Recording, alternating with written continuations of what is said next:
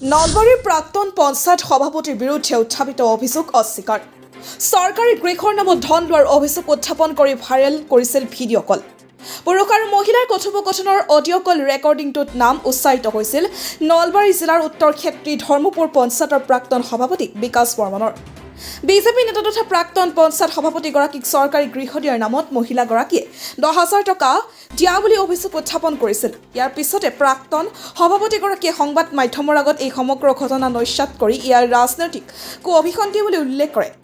ধন গ্ৰহণৰ উপযুক্ত প্ৰমাণ দিবলৈ প্ৰত্যাহ্বান জনায়। লগতে ন্যায় বিচাৰি বৰ্মনে আদালতৰ কাষ চাপিব বুলিও উল্লেখ কৰে।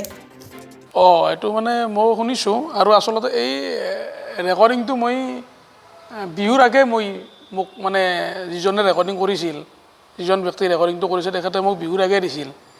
বিহুৰ আগে দিয়াতে মই ৰেকৰ্ডিংটো আগতে পাইছোঁ আৰু এইটো আচলতে সম্পূৰ্ণ ভুৱা আৰু ভিত্তিহীন বুলি মই ভাবোঁ। কাৰণ মই বিগত মোৰ কাৰ্যকালত যিখিনি ঘৰ হৈছে, আপোনালোকে সংবাদ মাধ্যমৰ লোক আপোনালোকে আছে ইয়াত, আপোনালোকে যিবিলাক মানুহে ঘৰ পাইছে তেখেতসকলৰ যাই পেলাই আপোনালোকে সুধিলে গম পাব যে বিকাশ বৰ্মনে কাৰোবাৰ পৰা ঘৰৰ নামত চাহ কাপোৰ পইচা লৈছে নেকি। গতিকে মইতো এনেকুৱা প্ৰকৃতিৰ লোক নহয়। আৰু চৰকাৰী ঘৰ পঞ্চায়ত সভাপতি দিব নোৱাৰে, এটা চৰকাৰী ঘৰ এটা নিয়মত হয়। আৰু যিগৰাকী মহিলাই অভিযোগটো দিছে তেখেতৰ মানে ৰেকৰ্ডিংটোত কৈছে তেখেতৰ শহুৰ দেউতাক সৰ্থেবাৰী হাই ছেকেণ্ডাৰীৰ প্ৰিন্সিপাল নে কি আছিল, আৰু তেখেতৰ ঘৰত চৰকাৰী চাকৰি দুটা, আৰু তেখেতৰ ঘৰত মাটিও আছে প্ৰায় 80 বিঘামান। গতিকে এনেস্থলত তেখেতসকলে চৰকাৰী ঘৰটো পোৱাৰ কাৰণে মানে উপযোগিত নহয়েই। আৰু তেনেকুৱা স্থলত মই ক'ৰ পৰা মানে ঘৰ দিওঁ। আৰু তেখেতসকলে কৈছে যে মোৰ তাত আহি টকা দি যোৱা বুলি কৈছে। মোৰ তাত যদি আহি তেখেতসকলে টকা দি গৈছে, তেখেতসকলে যদি সেনেকুৱা তথ্য প্ৰমাণ আছে সেইটো তেখেতসকলে দিব লাগিছিল। আৰু যিটো কল ভাইৰেল হৈছে, এই ভাইৰেল হোৱা ৰেকৰ্ডিংটোত গমেই পায়, লাষ্টৰ পিনে ৰেকৰ্ডিংটোত কৈ আছে ৰেকৰ্ডিংটো ভালদৰে হৈছেনে এনেকৈ কৈ আছে। আৰু যিজন ব্যক্তি ৰেকৰ্ডিংটো কৰিছে তেখেতেও এজন আচলতে, যদিও তেখেতে এটা ৰাজনৈতিক দলৰে ব্যক্তি, তেখেতে তাতে ৰাজনৈতিক দলৰ ব্যক্তি একজনে মোক ৰাজনৈতিকভাৱে এটা ষড়যন্ত্ৰ কৰাৰ কাৰণে তেখেতে ৰাজনীতিৰ কাৰণে এইটো কৰিছে ৰেকৰ্ডিংটো। আৰু তেখেতে আৰু কৈছে যে মই টিহুত 1 কোটি টকাৰ মাটি কিনা বুলি এইটো উচতনি দি পেলাই ৰেকৰ্ডিংটো কৰিছে। আৰু এই সংকটত মই ধৰি লওক মই এতিয়া আৰু আইনৰ ব্যৱস্থা ল'ম।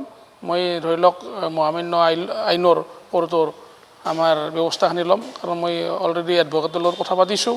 কাৰণ এইটো মানে কথাটো হৈছে তেখেতে যদি জানে যদি 1 কোটি টকাৰ মাটি মোৰ আছে, তেখেতক মই প্ৰত্যাহ্বান জনাই কৈছোঁ তেখেতে মোৰ 1 কোটি টকাৰ মাটিটো টিহুত তেখেতে দেখাই দিয়ক ৰাইজক।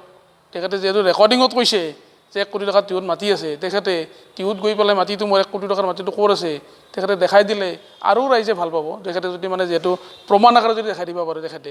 গতিকে এনেস্থলত তাৰমানে এইবিলাক হ'ল ভিত্তিহীন কথা। গতিকে আমি কোনো মানুহৰ সেই নাই। আৰু আজি আমাৰ পঞ্চায়তৰ কাৰ্যকাল যাবৰ 1 বছৰ হৈ গ'ল। 1 বছৰ হৈ যোৱাত তেখেতে এই যিগিলা মহিলা তেখেতসকলে কিহৰ ঘৰৰ কি কথা কি বাৰ্তা, মানুহ এটাকতো অভিযোগ বিভিন্ন ধৰণে আনিব পাৰে। মানুহ এজনক অভিযোগ অনাটো স্বাভাৱিক, বিভিন্ন ধৰণে আনিব পাৰে, মই কিবা লোৱা বুলি। আৰু এইটো মানে মই আপোনালোকক জ্ঞাতাৰ্থে আমি সমূহ ৰাইজক ক'লোঁ যে এইটো সম্পূৰ্ণ ভিত্তিহীন। মই বিকাশ বৰ্মনে কোনো ব্যক্তিৰ পৰা 10,000 টকা আনি চলিব লগা বা 10,000 টকা আনি খাব লগা পৰিৱেশ বৰ্তমান মোৰ হোৱা নাই। ভৱিষ্যতে হ'লেও মই সেনেকুৱা কাম নকৰোঁ। লাগে কাৰোবাৰ পৰা মই সহায় বিচাৰিম, কিন্তু মই এই কিবা দিম বুলি কিবা কৰিম বুলি কাৰো পৰা টকা মই আনিবলৈ যাব লগা পৰিৱেশ হোৱা নাই। আৰু অৰুণোদয়ৰ কথাটো সম্পূৰ্ণ সুকীয়া। অৰুণোদয়ৰ কথাটো আপোনালোকে জানে, অৰুণোদয় যিবিলাকৰ ৰেচন কাৰ্ড আছে তেখেতসকলৰ অৰুণোদয় হয়। তেখেতসকলৰ অৰুণোদয় ধনী মানুহ ৰেচন কাৰ্ড নাই, তেখেতসকলে অৰুণোদয় ক'ৰ পৰা পাব আপোনালোকে চিন্তা কৰক। আমাৰ সন্মানীয় মুখ্যমন্ত্ৰী ডাঙৰীয়াই কৈছে যে আমাৰ যিবিলাকৰ ৰেচন কাৰ্ড আছে দুখীয়া মানুহ তেওঁলোকে অৰুণোদয় পাব। তেখেতসকল ধনী মানুহ, অৰুণোদয়ৰ কথাটো তেখেতসকলে আহিয়ে নপৰে, অৰুণোদয় নাপায়ে। গতিকে এনেকুৱা কথাটো, গতিকে এনেকুৱা মানে ভিত্তিহীন কথা কাৰণে মই আচলতে যোৱাকালিৰ পৰা মই এই হেৰিটোৰ কাৰণে প্ৰেছ মিট দিম বুলি মই আপোনালোকক নিমন্ত্ৰণ কৰিছোঁ। গতিকে আপোনালোকে অহাৰ কাৰণে ধন্যবাদ। গতিকে এই আপোনালোকৰ জ্ঞাতাৰ্থে কথাখিনি মই ক'লোঁ যে এই ঘটনাটোৰ লগত মই কোনো পধ্যে একো জড়িত নহয়। আৰু যদি কেনেকুৱা কিবা প্ৰমাণ আছে মোক দিব লাগিছিল। কিবা যদি প্ৰমাণ আছে তেখেতৰ, মহিলাগৰাকীৰ যদি কিবা প্ৰমাণ আছে মই টকা লোৱা, মই যদি টকা লোৱা কিবা যদি প্ৰমাণ আছে সেইটো দিব লাগিছিল। এনে আৰু মুখেদি কৈছে মই পইচা আনিছোঁ ঘৰত দিম বুলি। আপোনালোকে পইচা দিলে ঘৰ এটা দিব পাৰি নেকি?